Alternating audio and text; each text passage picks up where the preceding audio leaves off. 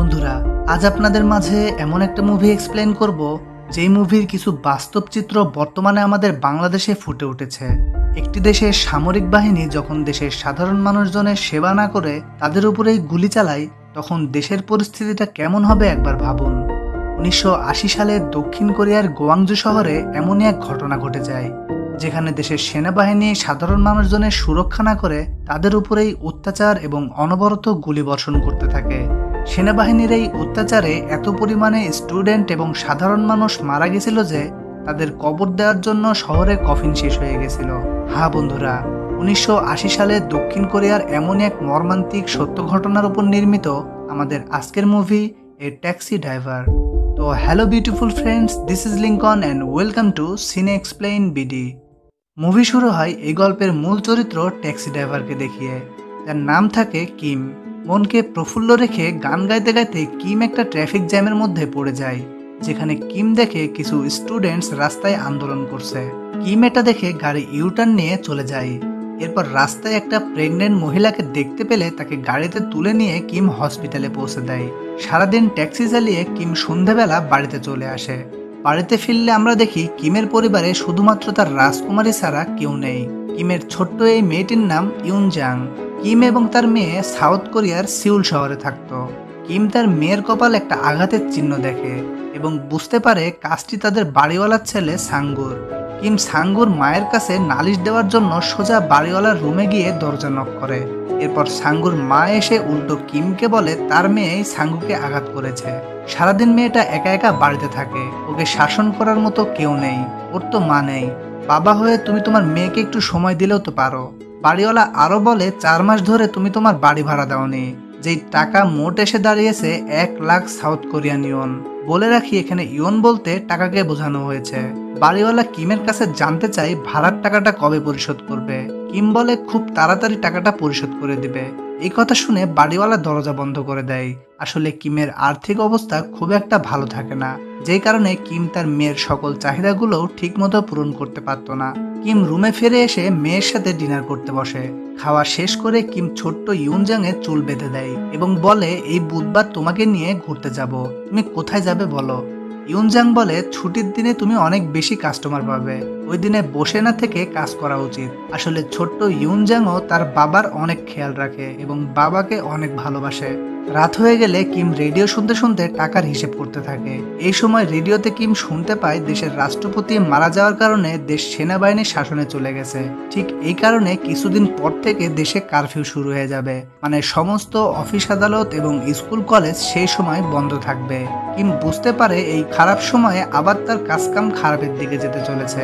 পরের সিনে আমাদের জাপানের একটা প্রেস সেন্টারে নিয়ে যাওয়া হয়। এখানে আমরা পিটার নামে একজন সাংবাদিককে দেখতে পাই। পিটার জার্মানির বাসিন্দা হলেও অনেক বছর যাবৎ সে কাজের তাগিদে জাপানে থেকে গেছে। এই প্রেস সেন্টারে পিটার তার সাংবাদিক বন্ধুদের সাথে মদ খেতে খেতে আলোচনা করতে থাকে।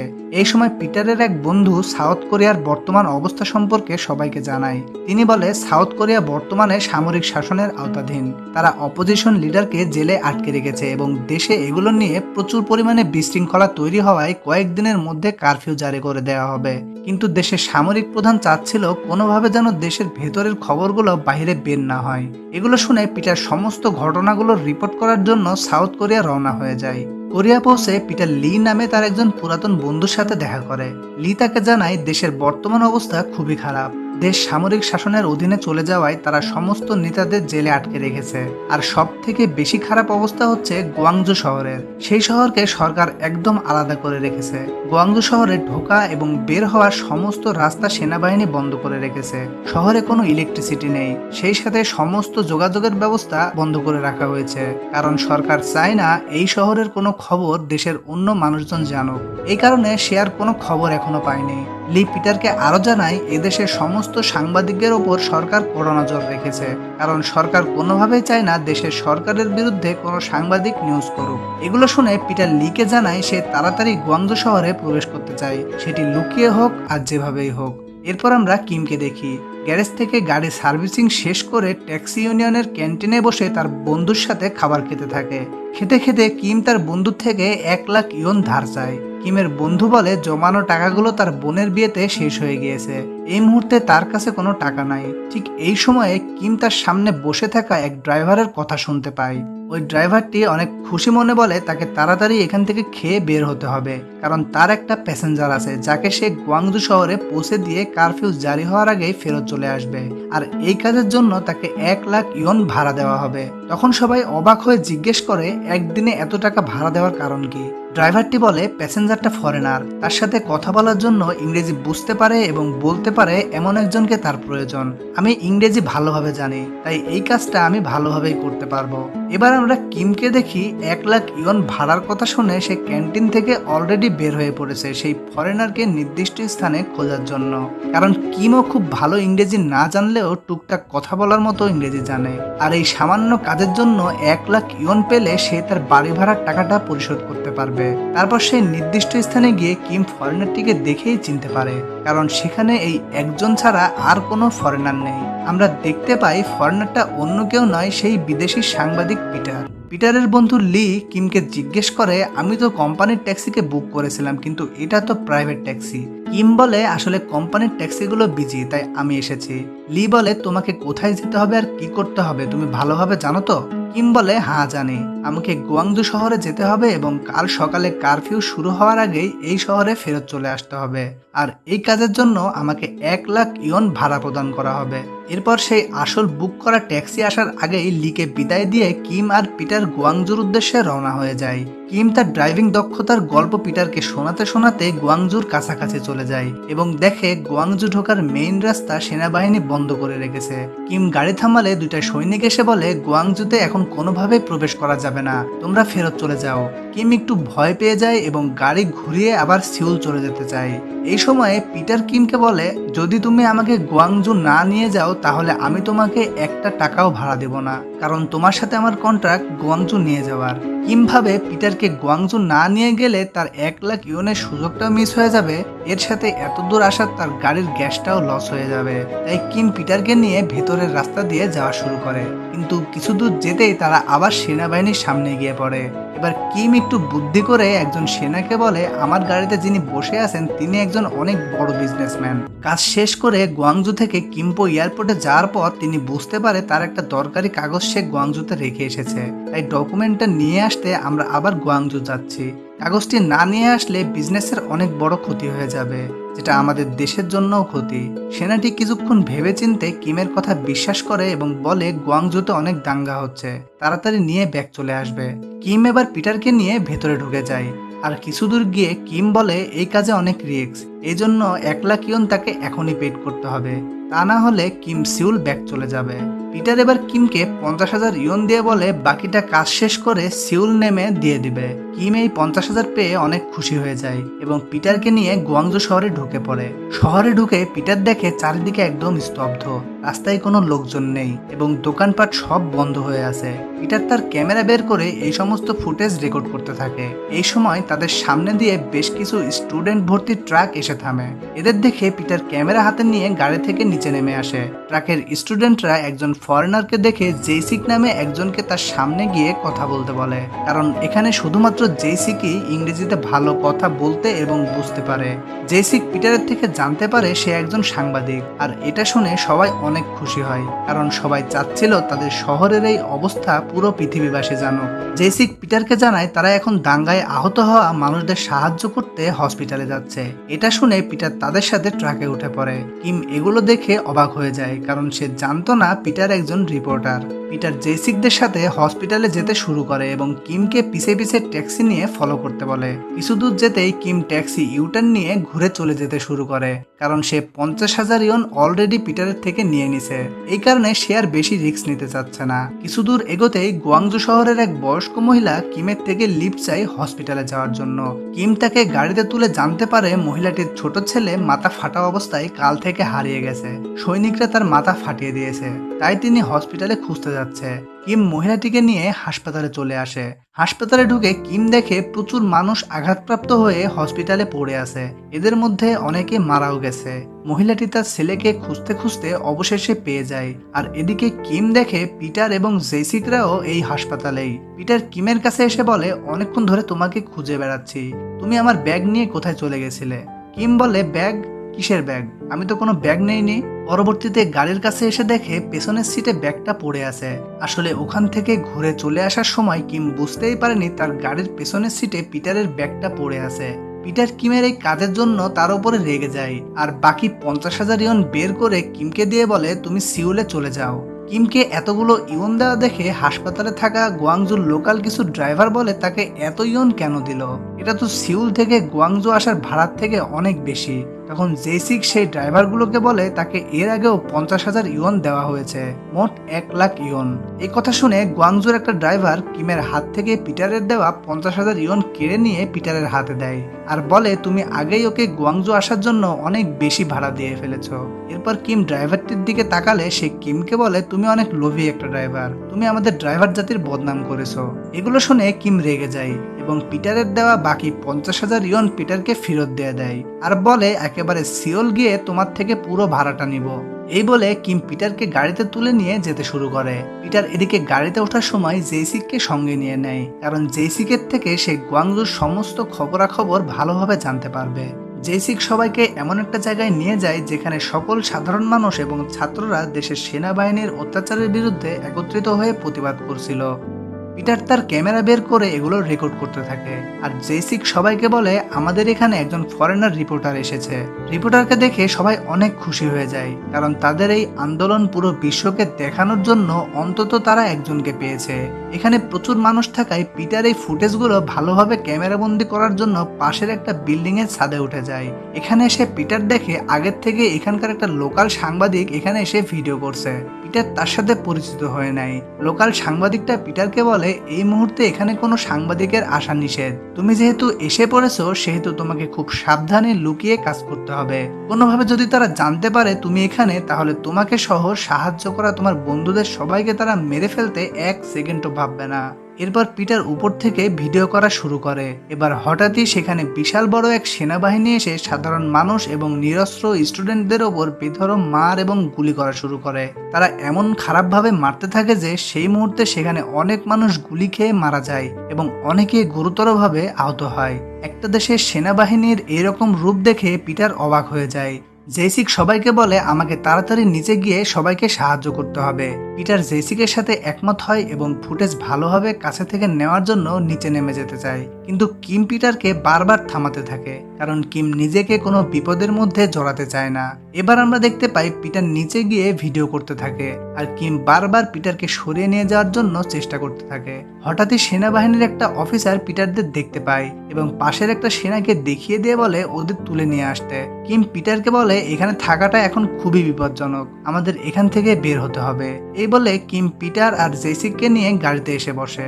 গাড়িতে বসার পর গাড়ি স্টার্ট দিতে না দিতেই সেখানে একটা সৈনিক এসে পড়ে আর এসে সে কিমদের গাড়ি থেকে নামতে বলে। কিম তখনই গাড়ি স্টার্ট করে সেখান থেকে পালিয়ে বের হয়ে যায়। কিম এবার পিটারকে সিউল ব্যাক চলে যাওয়ার কথা বলে।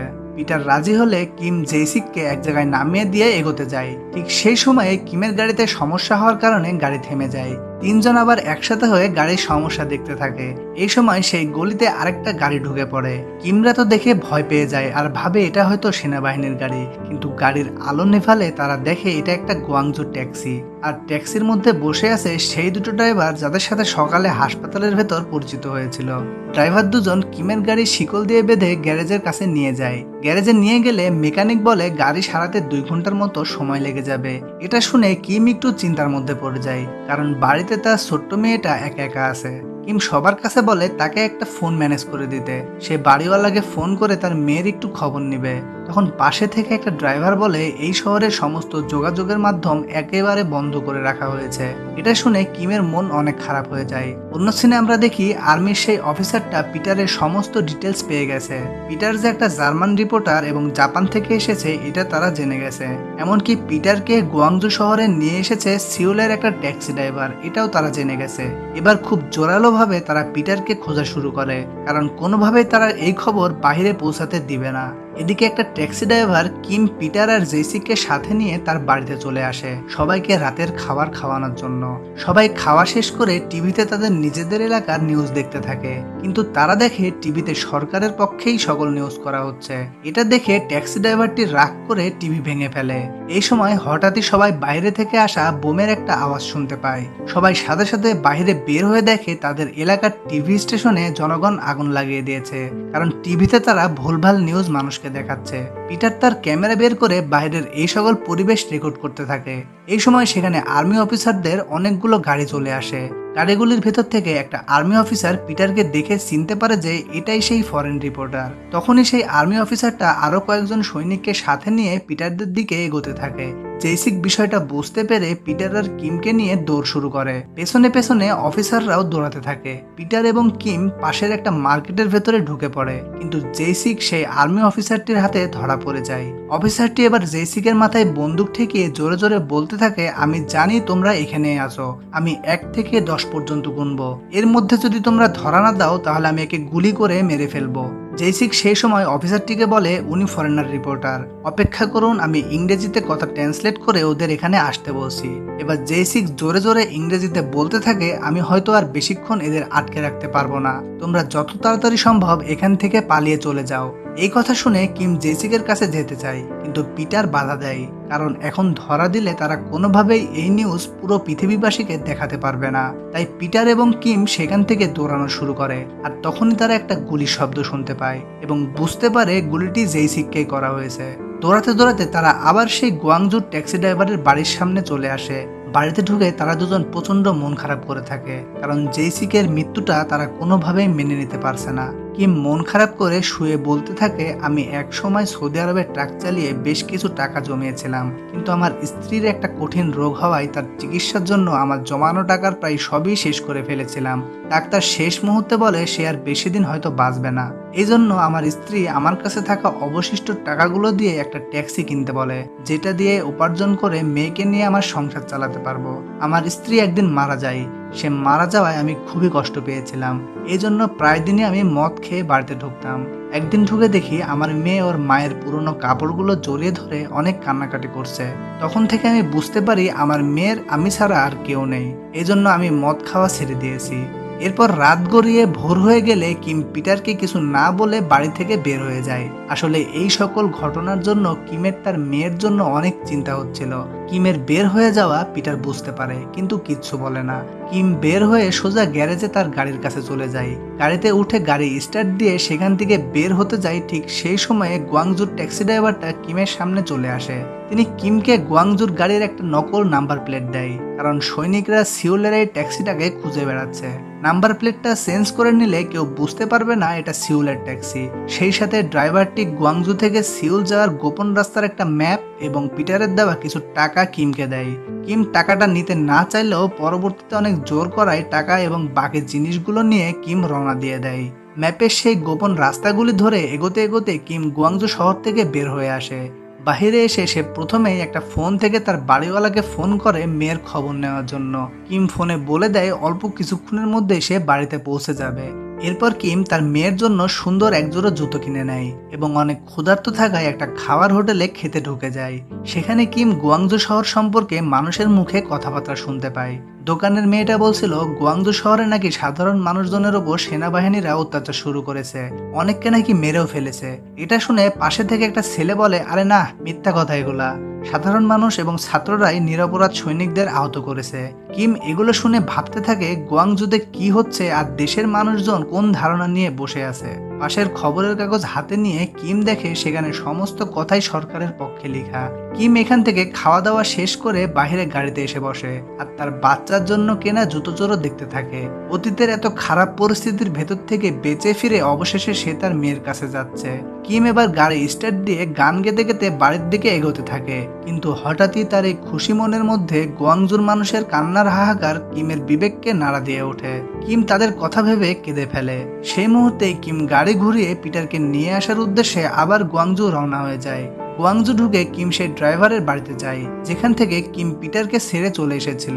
ওখানে গিয়ে কিম জানতে পারে সবাই এখন হাসপাতালে। এবার হাসপাতালে গিয়ে কিম দেখে হাসপাতালটি মানুষের মরদেহে ভর্তি হয়ে গেছে। পিটার এবং গুয়াংজুর সেই ট্যাক্সি ড্রাইভারটি একটা মরদেহ নিয়ে বসে আছে। কিম গিয়ে সেই মরদেহের মুখ থেকে কাপড় সরিয়ে দেখতে পায় এটা জেসিকে ডেড বডি। কিম এটা দেখে মানসিকভাবে ভেঙে পড়ে। ড্রাইভারটি কিমকে জানায় জেসিকে মেরে একটা জমির মধ্যে ফেলে রাখা হয়েছিল। এই শহরে এখন এত মানুষ মারা গেছে যে তাদের কবর দেওয়ার জন্য শহরের সমস্ত কফিন শেষ হয়ে গেছে। এই বলে সে কান্নায় ভেঙে পড়ে। কিম পিটারের দিকে তাকালে দেখতে পায় পিটার একদম শোকে পাথর হয়ে এখানে বসে আছে।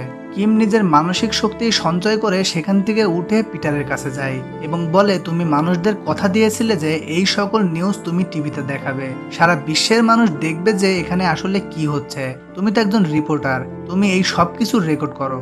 এই বলে কিম পিটারের হাতে ক্যামেরা তুলে দেয়। পিটার আবারও সমস্ত ডেড বডিগুলো রেকর্ড করা শুরু করে। এই সময় গুয়াংজুর আরেকটা ট্যাক্সি ড্রাইভার এসে জানায় এই মুহূর্তে বাইরে সাধারণ মানুষ একত্রিত হয়ে জাতীয় সঙ্গীত গাচ্ছিল, কিন্তু সেখানেও সৈনিকরা এসে গুলি চালানো শুরু করে। অনেক মানুষ সেখানেই মারা গেছে এবং অনেকে আহত হয়ে পড়ে আছে। এই কথা শুনে পিটার, কিম এবং বাকি ট্যাক্সি ড্রাইভাররা সেখানে ছুটে চলে যায় সাধারণ মানুষদের সাহায্য করার জন্য। সেখানে গিয়ে সবাই দেখে সেনাবাহিনী কোনো কারণ ছাড়াই সামনে যাকে পাচ্ছে তাকেই গুলি করে মেরে ফেলছে। এমনকি যারা আহতদের হাসপাতালে তুলে নিয়ে যাওয়ার জন্য সাহায্য করছিল তাদেরকেও গুলি করে মেরে ফেলা হচ্ছিল। পিটার তার ক্যামেরাতে এই সকল দৃশ্যগুলো রেকর্ড করতে থাকে। কিছুক্ষণ পর সাধারণ মানুষজন সাদা পতাকা তুলে আর্মিদের কাছে আত্মসমর্পণ করতে যায়, কিন্তু তাদের উপরেও আর্মিরা অনবরত গুলিবর্ষণ করতে থাকে। যে দৃশ্য আসলে চোখে দেখার মতো না। মুহূর্তটা এমনই হয়ে গেছে যে আর্মিরা তাদের সামনে যাকে যে অবস্থায় পাচ্ছে সেই অবস্থায় গুলি করে মেরে ফেলছে। কিছুক্ষণের মধ্যেই জায়গাটা সাধারণ মানুষদের লাশে একেবারে ভরে যায়। চারিদিকে শুধুই লাশ আর লাশ। একসাথে এত মানুষের মরদেহ পিটার হয়তো এর আগে কোনোদিন দেখেনি। এই সময় এখানে সেই লোকাল সাংবাদিককে দেখা যায়। তিনি এসে পিটার আর কিমকে বলে, তোমরা তাড়াতাড়ি এখান থেকে পালিয়ে বের হয়ে যাও। আমি এখানে থেকেও কিছু করতে পারিনি, কিন্তু তোমাকে অবশ্যই কিছু করে দেখাতে হবে। গুয়াংজুর ট্যাক্সি ড্রাইভারটাও বলে, তোমরা চলে যাও, যেভাবেই হোক সবার সামনে ওদের মিথ্যে প্রকাশ করতে হবে, আমরা এদিকে সামলে নিচ্ছি। এই সময় আর্মি অফিসাররা পিটারদের দেখে ফেলে এবং তাদের দিকে এগোতে থাকে। তখনই কিম পিটারকে গাড়িতে বসিয়ে গাড়ি টান দিয়ে বের হয়ে যায়। আর্মি অফিসাররাও তাদের গাড়ি নিয়ে কিমদের পিছু নিতে শুরু করে এবং শহর থেকে বের হওয়ার সমস্ত রাস্তাগুলো ব্লক করে ফেলতে বলে। ম্যাপের সেই গোপন রাস্তা দিয়ে কিছু দূর এগোতেই কিম হঠাৎই গাড়ি থামিয়ে ফেলে, কারণ সকালেই কিম যেই ফাঁকা রাস্তা দিয়ে এসেছে সেই রাস্তায় এখন আর্মিরা ব্লক করে বসে আছে। কিম পিটারকে চিন্তা করতে নিষেধ করে এবং সাহস নিয়ে এগিয়ে গিয়ে একটা আর্মিকে বলে, এই ফরেনার একজন বড় বিজনেসম্যান, গুয়াংজুতে কারফিউ এর জন্য সে সিউলে চলে যাচ্ছে। তখন সৈনিকটা কিমের পুরো গাড়ি তল্লাশি করে। তল্লাশি করতে গিয়ে সৈনিকটা কিমের গাড়ির আসল নাম্বার প্লেট দেখে ফেলে এবং বুঝে যায় এটাই সেই ফরেনার রিপোর্টার। গাড়ির নাম্বার প্লেট চেঞ্জ করে গুয়াংজু থেকে বের হওয়ার চেষ্টা করছে এরা, কিন্তু সৈনিকটা কিমদের না আটকিয়ে সবাইকে বলে এদের ছেড়ে দিতে। হয়তোবা এই সৈনিকের ভেতর একজন সৎ বিবেকবান মানুষ ছিল। এই সময় সৈনিকদের ল্যান্ড ফোনে কল আসে যে কোনো ফরেনার সহ ট্যাক্সিকে আটকানোর জন্য। তখন সৈনিকরা কিমকে আবারও গাড়ি থামাতে বলে, কিন্তু এবার কিম গাড়ি না থামিয়ে ফুল স্পিডে চালানো শুরু করে। এরপর আমরা দেখি খবর পেয়ে আর্মির সেই অফিসাররা গাড়ি নিয়ে চলে এসেছে এবং কিমদের গুলি করতে করতে পেছন থেকে তাড়া করছে। তাড়া করতে করতে অল্প কিছুক্ষণের মধ্যে তারা কিমদের ঘিরে ফেলে। যখন আর্মিরা এভাবে কিমদের ঘিরে রেখেছিল তখন মনে হচ্ছিল আর হয়তোবা এরা এখান থেকে বেঁচে ফিরতে পারলো না, কিন্তু তখনই দেখা যায় গুয়াংজু শহরের সেই সকল ট্যাক্সি ড্রাইভারগুলো কিমদের সাহায্য করতে ট্যাক্সি নিয়ে চলে এসেছে। জীবনের ঝুঁকি নিয়ে তারা সবাই কিম এবং পিটারকে শহর থেকে বের হওয়ার জন্য সাহায্য করে। বেশিরভাগ ট্যাক্সি ড্রাইভাররাই তাদের জীবন দিয়ে আর্মি অফিসারদের আটকিয়ে কিম আর পিটারকে শহর থেকে বের করে দেয়। কিম পিটারকে নিয়ে সোজা এয়ারপোর্টে চলে যায়। ওদিকে কিছুক্ষণ পর আর্মির অফিসাররা জানতে পারে পিটার কাল সকালে 10টায় জাপান যাওয়ার ফ্লাইট বুক করেছে।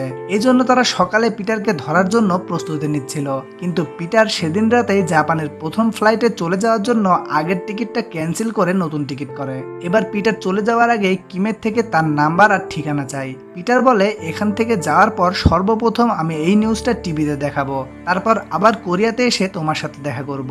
কিম একটা ডায়েরিতে তার নাম্বার আর ঠিকানা লিখে দেয়। তারপর কিমকে একবার জড়িয়ে ধরে পিটার বিদায় নিয়ে চলে যায়। কিম বাড়িতে ফিরে এসে তার মেয়েকে জড়িয়ে ধরে কাঁদতে থাকে।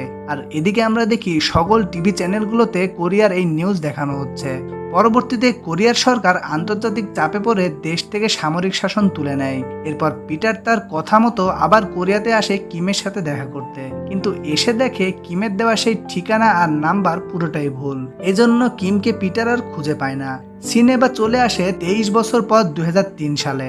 দক্ষিণ কোরিয়া সরকার পিটারকে সংবর্ধনা দেওয়ার জন্য কোরিয়াতে ডেকেছে। পুরস্কার নিতে মঞ্চে উঠলে পিটার সর্বপ্রথম সবার উদ্দেশ্যে কিমের কথা বলে। তিনি বলে, আমার এই কাজের পেছনে সব থেকে বড় অবদান যার, সে এই শহরের একজন ট্যাক্সি ড্রাইভার। সেই ট্যাক্সি ড্রাইভার বন্ধুটি যদি জীবনের ঝুঁকি নিয়ে আমাকে সাহায্য না করতো তাহলে আমি কিছুই করতে পারতাম না। এবার কিমের উদ্দেশ্যে পিটার বলে, আমি তোমাকে অনেক মিস করি প্রিয় বন্ধু, তোমার সাথে আবারও দেখা করার জন্য আমি অপেক্ষা করছি। পরের সিনে আমরা কিমকে দেখি, সে এখনো ট্যাক্সি চালায়। গাড়ির ভেতরের নিউজ পেপারে কিম পিটারের এই বলা কথাগুলো নিউজে দেখতে পায় এবং বলে, আমিও তোমার সাথে দেখা করতে চাই বন্ধু। এই বলে পুরনো স্মৃতি মনে করে কাঁদতে থাকে। শেষ সিনে আমরা আসল পিটারকে দেখতে পাই, যিনি মারা যাওয়ার আগেও কিমের সাথে দেখা করতে চেয়েছিল। বন্ধুরা, আমাদের মুভির এই বাস্তব গল্পটি এখানে শেষ হয়ে যায়।